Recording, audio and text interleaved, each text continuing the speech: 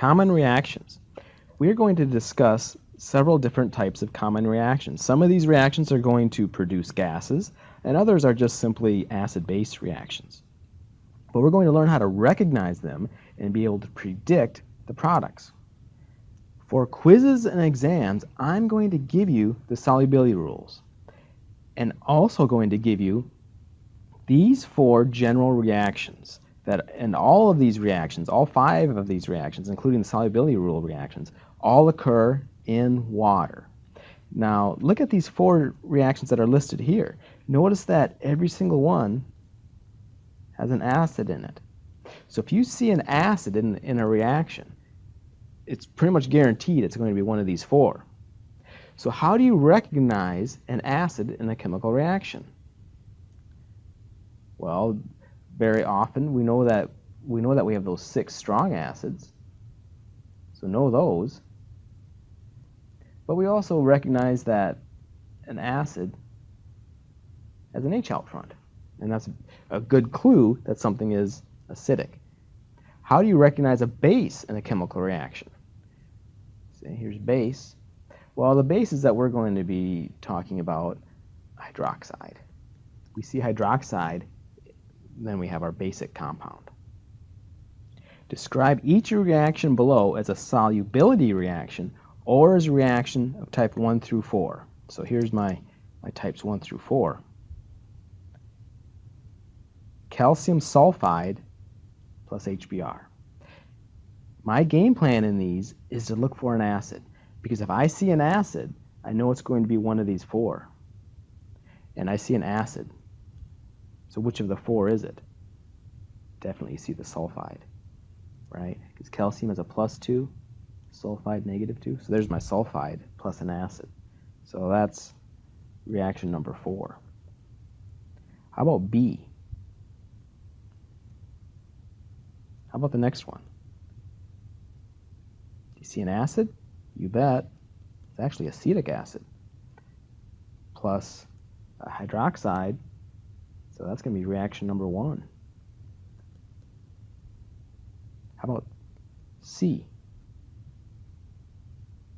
Again, an acid and hydroxide, reaction number 1.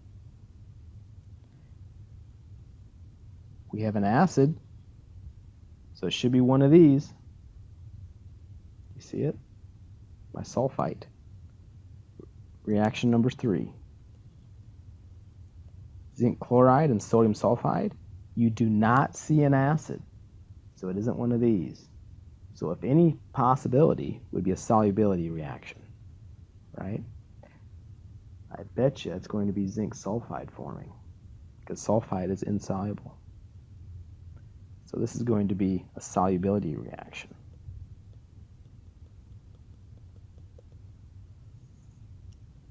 Okay, not all acids are strong. So there are many more weak acids than strong acids. When writing molecular and ionic chemical reactions, does it matter whether the acid is strong or weak? So remember, in molecular, we do not break anything up.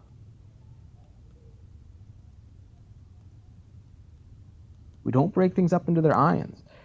Ionic chemical equations you do, but you can't break up a weak acid. Just remember that. Weak acids are weak. You can't break them up. So in ionic equations, remember, do not break up weak acids.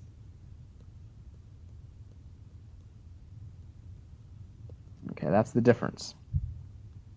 So we should definitely know those names and formulas of the 6 strong acids. There's hydrochloric, hydrobromic, hydroiodic, sulfuric, and that's a diprotic acid, nitric acid, and we'll see what that means soon, perchloric acid. Strong bases are also broken into their ions when writing ionic chemical reactions. How about the strong bases? What were the strong bases? We had sodium hydroxide, lithium hydroxide, potassium hydroxide. Those were our alkali metals, hydroxides. Then we also have calcium, strontium, and barium hydroxide. Calcium hydroxide, barium hydroxide, and strontium hydroxide. And how do I know those? Just look at the solubility rules.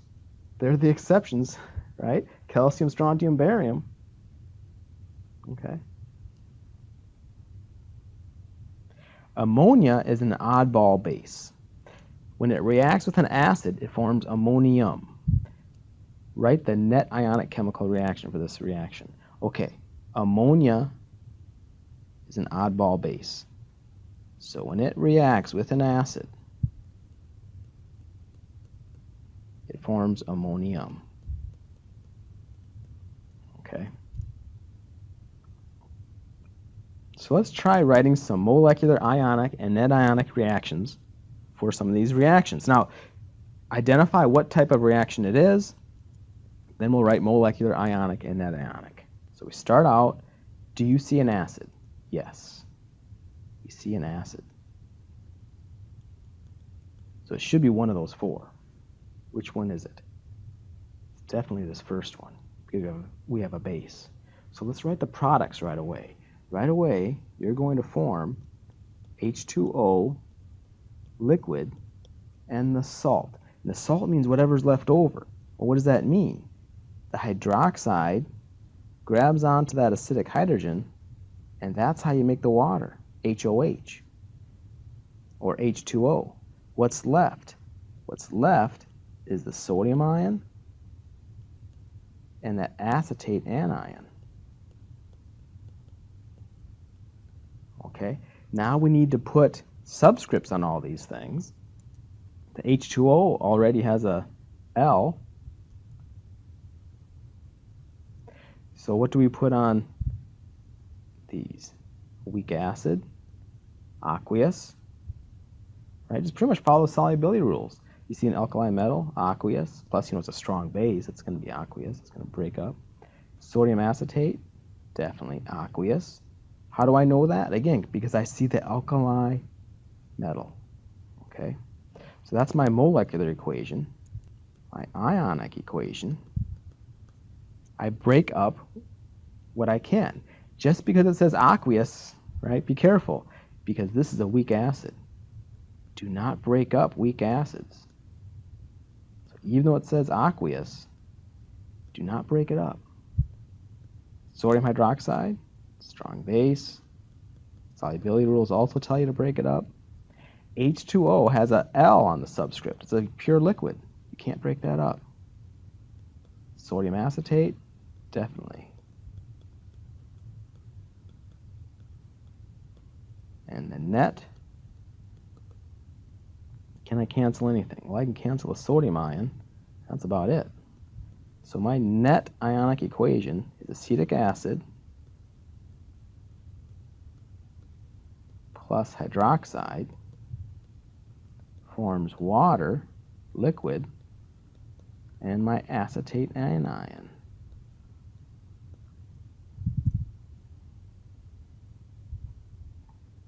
Potassium sulfite and hydrogen iodide.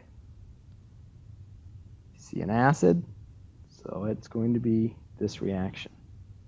An acid plus sulfite. So let's write down the products. I have to form sulfur dioxide gas. I have to form water liquid. Then I form the salt, what's left over. So what's left over is going to be the potassium ion and the iodide anion. Those are the only elements that are left over. We have to balance it. I have two potassiums, so I better put a 2 over here. I've got three oxygens, sulfur, okay. 2 hydrogens, so I better put a 2 over here. So there's my molecular. Let's just put our subscripts now. Potassium sulfite, definitely aqueous. Hydrogen iodide, all acids are always aqueous. Potassium iodide, aqueous. Again, follow solubility rules if you're not sure. The ionic, break up what you can. So I have an alkali metal, so definitely break it up. 2 potassium ions and a sulfite anion. Hydrogen iodide is a strong acid, so break it up. 2 hydrogen ions, 2 iodide anions. That produces sulfur dioxide gas. Can't break up a gas. Can't break up pure liquids. Can definitely break up potassium iodide into 2 potassium ions and 2 iodide anions. So let's cancel what we can. We cancel potassium ion, iodides. That's about it.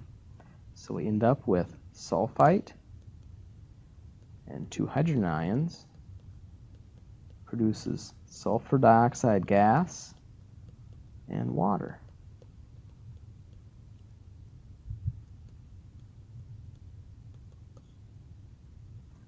Sodium sulfide and nitric acid.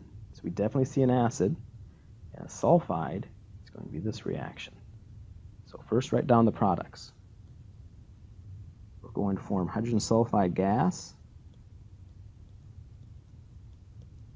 and the salt. What's left over?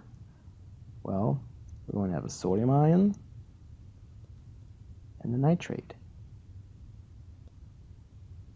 Let's make sure we're balanced. 2 hydrogens, so I need a 2 here. I have 2 sodiums, I need a 2 over there. This is my molecular. Now our subscripts, AQ, acids are always AQ, alkali metal, AQ. Our ionic equation, 2 sodium ions, a sulfide anion. Nitric acid is a strong acid, so it completely breaks up. I need 2 of those.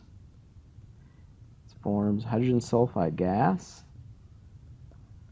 and then you break up the alkali compound. Let's cancel what we can. Sodium, nitrate. We're left with sulfide and 2 hydrogen ions produces hydrogen sulfide gas. There's my net.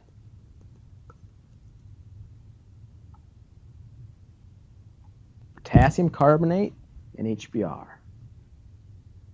So again, you recognize an acid, so it needs to be this one. I'm going to form carbon dioxide gas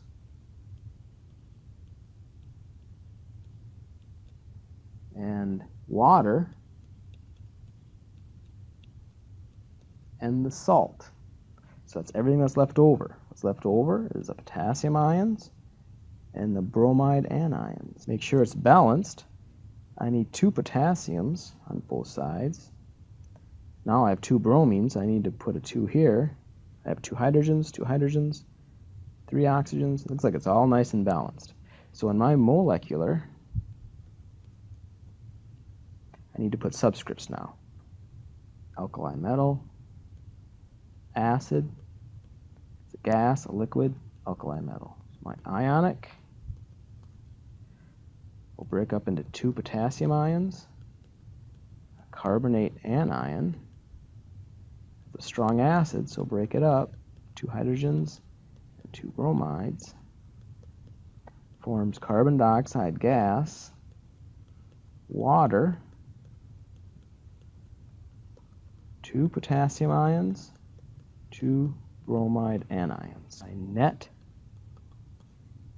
ionic equation, potassium ions will cancel, bromide, that's it. I'll have carbonate and 2 hydrogen ions react to produce carbon dioxide gas and water. HCl plus potassium hydroxide. Definitely have an acid.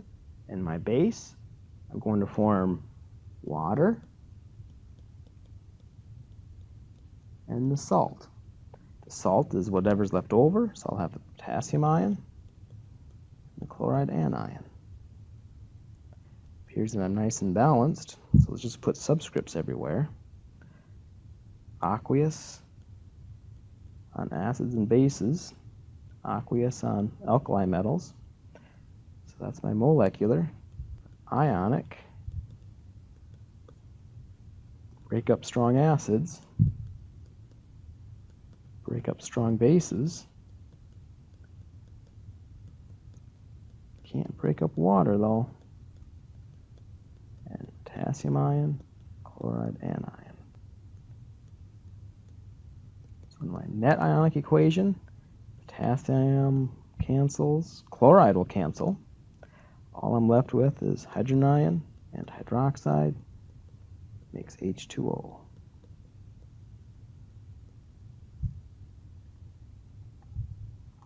So these problems aren't too bad. I think the real clue here is in this. If you see an acid, you know that needs to be one of these 4 reactions. If you don't see an acid, look hard at those solubility rules. I bet you it's one of those. Good luck.